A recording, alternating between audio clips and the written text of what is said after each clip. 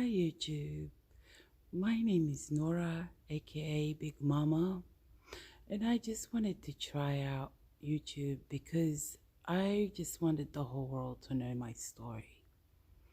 And my story is how I have been blamed of killing two of my baby daddies and got away with. Well, first of all, did not kill them. I did not commit a crime. I did not. I did not kill them. They died due to cancer. My first baby daddy died from liver cancer, and the second one he died from stomach cancer. And I have four kids.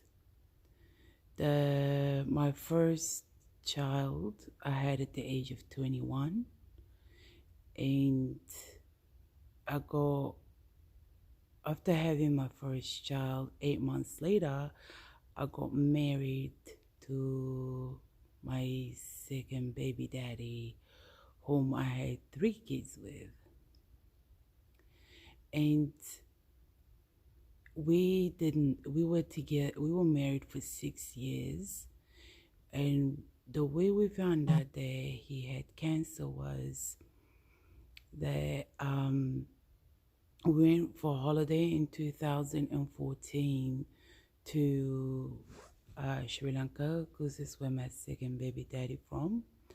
And we went for 1 month's holiday because he did not see or have spoken to his family. I mean, he's spoken to his family, but he hasn't seen them for 14 years, which is a long time. And the reason why he couldn't travel from Australia to Sri Lanka is because he didn't have his visa. And once we got married, I sponsored him and got him the spouse visa. Um, we we we went and enjoyed a beautiful holiday. We went and he saw his mom, his dad, his brothers and sisters. It was a beautiful, beautiful holiday. He um he really did enjoy it. He really did. Um, were there any symptoms? I mean, it took a while for us to realize that he wasn't well. There was. He would vomit. He would have fever, sweating, vomiting, and not eating properly. First, the doctor thought it was the gastritis, so he kept on giving him Nexium, which I don't think that medication did anything for him. You know, as a wife, you know that your husband, if he's well enough or not well enough. And I knew there was something wrong. So I kept saying to him, Baba, go to the doctor, go to the doctor. And the doctor, for 2 years, he prescribed him Nexium. And it just got worse and worse and worse. So after going to for a holiday and coming back, he we went February 2014 at the beginning, or like the first February, and came on the 30th of no, actually we yeah we went February, and then we came back. Oh God, I can't even remember. We went February something, and then we came back March. Um, and we spent a whole month there, and then yeah, February the 30th, and then came back March the 30th. And then in June, he found out that he had cancer, stage 3 stomach cancer. It was shocking. It was really shocking. It was so shocking. I mean, we just came back from a beautiful holiday. We were just adjusting back into, our jet lag and how we we blew up our savings, and it was all worth it. We had fun to going from, it was all rainbows and unicorns and all bubbles to, it was like all thunder and lightning. It just changed completely. It was really sad. It was heartbreaking, and I didn't accept it. I was I was in denial. And I think until he died, I still was in denial. And we we went from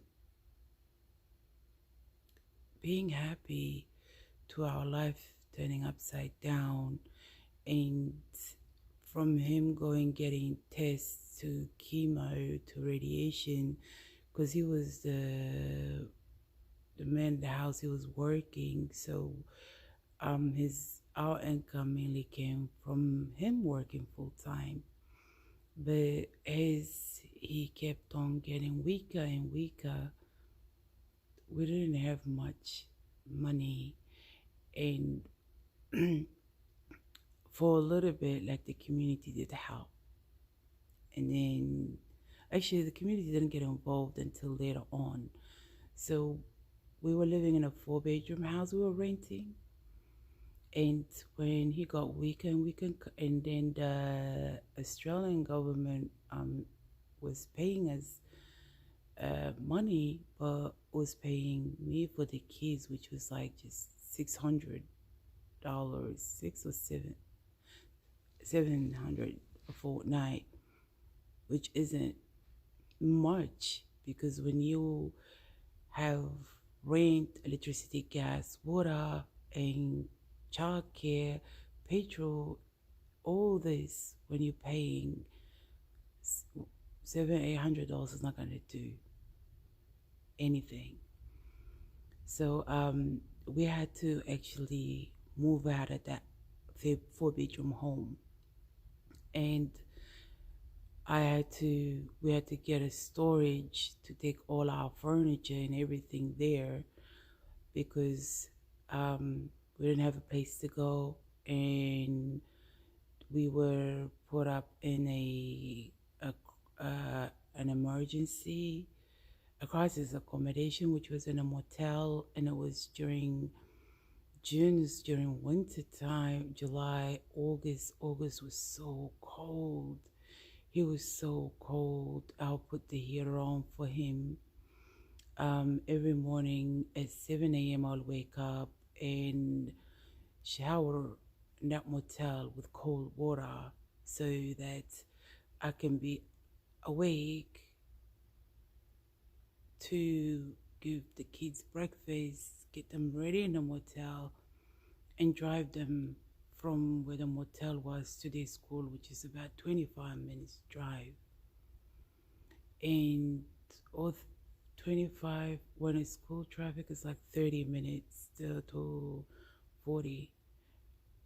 After I drop them off, I drive back to the motel, go pick him up, and take him to get soup or something for him to eat. And if he doesn't feel like eating, it was his chemo. And that cycle just continued. We stayed 3 weeks in a motel.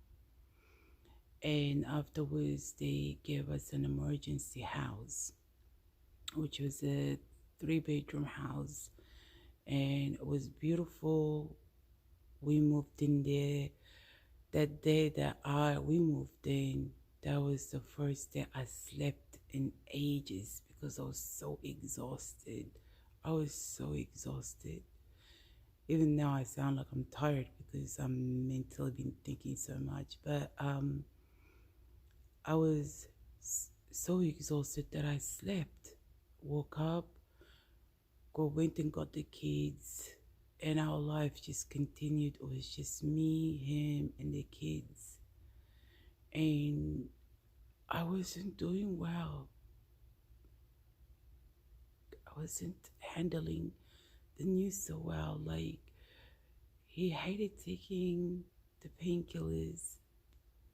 And I'll say to him, if you don't take it, then I'll take it so he can take it, because I knew he loved me so much that. And then he was changing, and it was not him. The chemo, it works for some people, but for some other people it doesn't work. And it did not work for him whatsoever. It didn't. It changed his personality. And he had attitude. He was getting angry a lot. And it was not him, it was the chemo that was playing with him. He was such a good dad, a good husband. He was always 50-50. He would help me. Well, he did the cooking while I did the cleaning or showering the kids, dropping off to school, picking up the kids from school. Like, he helped a lot. He helped a lot. And that is life. If you don't grab it, it can slip by you so quickly. So, so our life was same thing, different days. Whenever he felt good, he would get up and cook because he loved cooking. Whenever he didn't feel no good, he didn't feel so good, he wouldn't get out of bed. But one thing about him is that he never, ever, ever, since the day he got diagnosed, he never said that he felt sick. Never said, Nora, I'm sick. He never said that. He didn't want to give up without a fight. There was one day after I dropped off the kids, I remember, and came home, and my back was hurting me because I suffer from chronic back pain. And I got him, because he loved pancakes, so I got him pancake from McDonald's. And he started to cry. And he's like, your back is hurting, you're cleaning, and you're taking the kids, bringing the kids, and I'm sitting here, and I can't do anything for you. You have to understand, he was one of those husbands, hands-on husbands, meaning he will help with anything and everything around the house, with the kids. So, even to his mates or to whoever, like, he does that. So when he cried, he felt useless. He felt, and now thinking about it, that it was because he was depressed and I'm feeling bad. But at that time, like, I either could say, yeah, you're right, you don't help me, or I had to be very, I had to be true to myself and to him. And I said to him, Baba, Baba means daddy, like in Arabic. Like, it's a sort of like a spoiled way. So I said to him, Baba, all those times when I had the kids, when I went to labor and I had emergency C-section, who would be home helping me? You cook and clean, take the kids, bring the kids, and you did all that, and now God want me to return the favor by me doing all this. So you have to let me return the favor to you.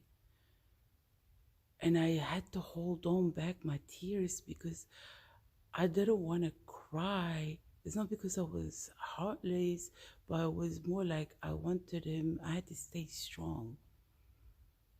And when he saw that, when I said that, he actually said, okay, he felt a little bit better. He stopped crying. And I made an excuse to go into my room. I bawled my eyes out. I cried to the point I had a headache. I went and washed my face. And I lied saying I scratched my eyes out. That was the time that I just, it's the most heartbreaking moment that I ever had to go through in my life with anybody, let alone my own husband. I mean, there's more to the story, but I'm just going through the shortcuts. There's more to it. Losing two of your baby daddies with cancer, and then you have people going around saying you killed them. That messes you up even more. That messes you up even more. So, as you get to know me, I'm going to tell you guys more in details about the story. But I just wanted to say, talk about a little bit about it now. And though I'll do uploads every Tuesday and pretty much until it's up to date, and then in between I'll do vlogs. So I hope that y'all can subscribe to my channel, can keep watching my channel. I'm new to this YouTube, and I will love all your support, and I appreciate all your support. And I'm looking forward to getting to know to all my subbies. Thank you all so much.